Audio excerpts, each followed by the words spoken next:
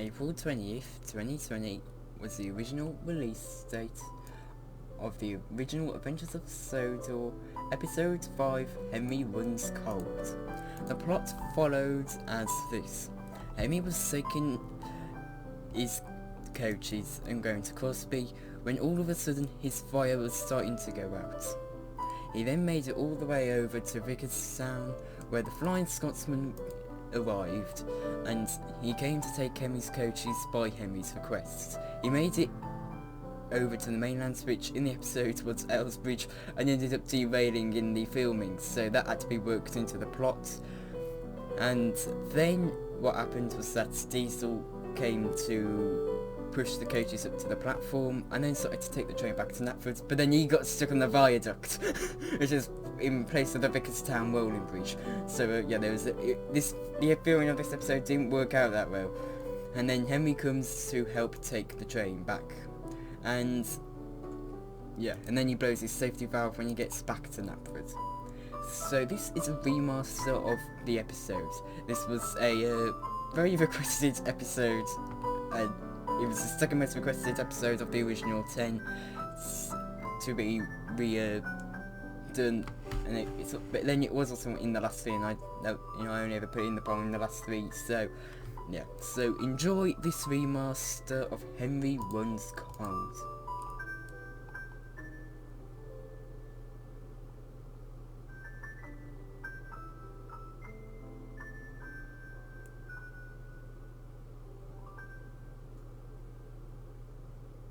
The original Adventures of Sodor, Episode 5, Henry Runs Cold.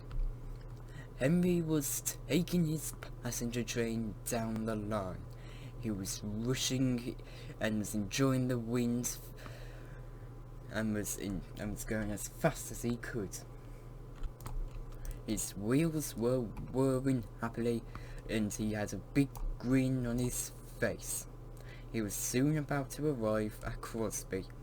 "Oh, here we go," said Henry, and he put on his brakes and arrived smoothly at the platform.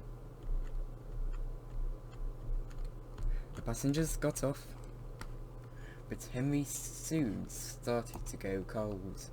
"Oh, what's happening, driver?" said Henry.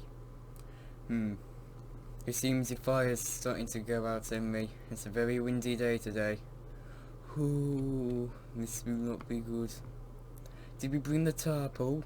said Henry. "No, we should really bring that more. Usually only bring it when it's rain." "Ooh," said Henry. The wind was flying into his firebox and was cooling down his boiler. He was not enjoying it. He struggled to make steam. However, he carried on with his train.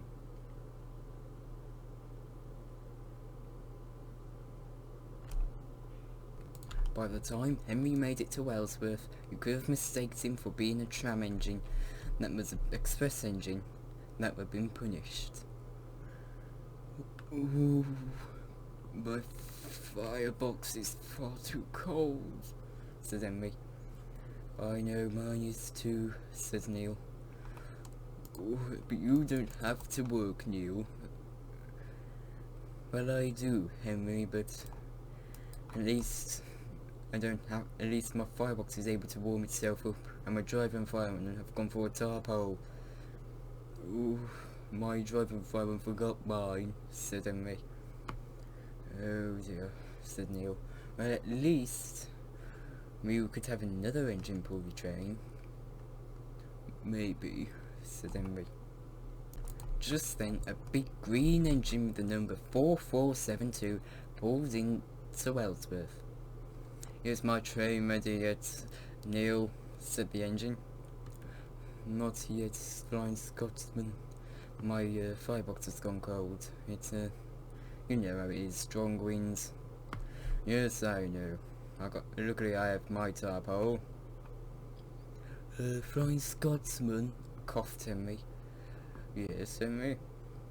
"Do you mind taking my express train? It's I'm moving as slow as a tram engine, and It needs to get to Barrow. Oh, I don't mind, Henry. Do you have enough steam to pull up onto that siding over behind the station? I think so. Alright then. Then you can puff onto that and I'll take your train for you. Oh, thank you, Scotsman. So Henry coughed into the siding, but gave a nice little grin to the Flying Scotsman. Neil smiled as the Flying Scotsman pulled onto the other line and backed down onto Henry's train.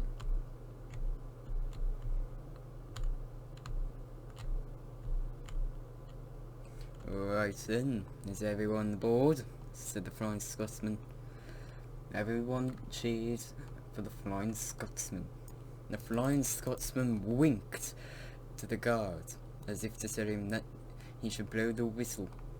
He did, and the Flying Scotsman thundered out of Wellsworth, as everyone cheered him on.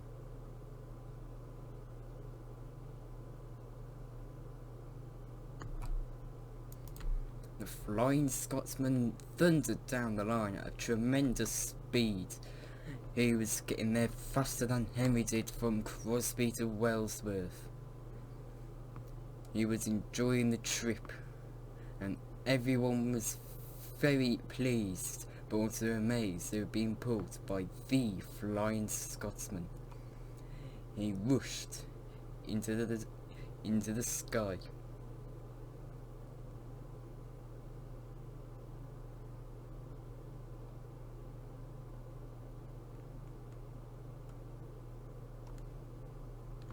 Soon he arrived at the Vicarstown rolling bridge.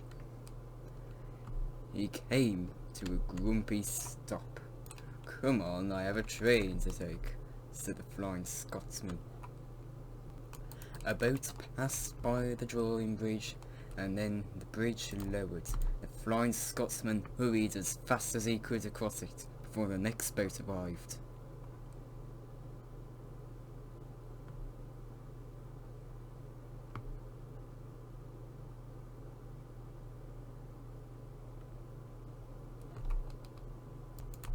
As the Flying Scotsman hurried down the line, the wind was now pushing the tarpaulin to push in front of him. It soon flew off Flying Scotsman's cab and flew off into the distance. The Flying Scotsman's firebox was now starting to go out.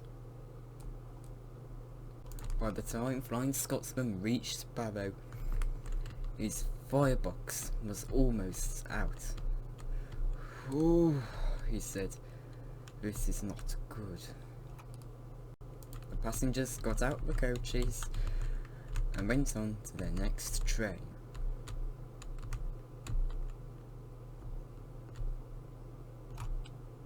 Soon the nearest diesel shunter came to collect the coaches. It was Diesel, and he took the coaches up to another platform, ready for a return journey.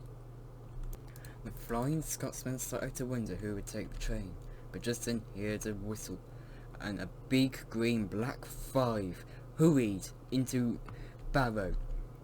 He had a tarpaulin over his cab, and we pulled up alongside the Flying Scotsman.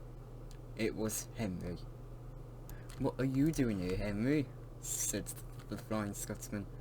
"Well," said Henry, "Neil's driving fireman returned, and they gave me a tarpaulin. We had heard news that the mainland was getting very windy, so I figured your tarpaulin might have flown off." "Well, it did," said the Flying Scotsman, and I am not feeling that well." "Oh well," said Henry, "at least I'm here to do the return journey." "You are?" said the Flying Scotsman. "Yes. Anyway, have a good day, Flying Scotsman." "You too, Henry." Henry went onto a turntable to turn round and back down onto the express train.